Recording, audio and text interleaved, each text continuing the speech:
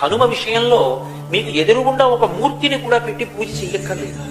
భయం వేసింది అనుకోండి, ఎప్పుడైనా ఒక చీపురు పుల్ల తీసి మీకు ఎదురుగుండా రాయి కనపడితే రాయో ఏదో ఒకటి తీసి ఇసుకలోనో నేల మీదో అది పడిందా లేదా ముద్ర కూడా సంబంధం లేదు, హనుమ అని రాసి నమస్కారం చేసి నిలబడితే చాలు, ఉపద్రవం నుంచి గట్టెక్కుతారు అని చెప్తుంది శాస్త్రం. అందుకే హనుమ అత్యద్భుతమైనటువంటి రీతిలో కనపడేటటువంటి సుందరకాండకి ఇప్పటికీ పెద్దలు ఒక మాట చెప్తారు.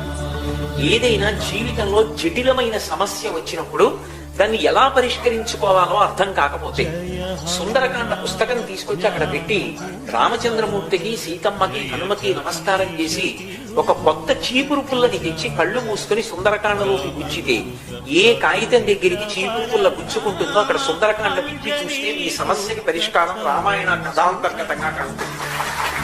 ఇది నేను స్వతంత్రించి మాట్లాడుతూ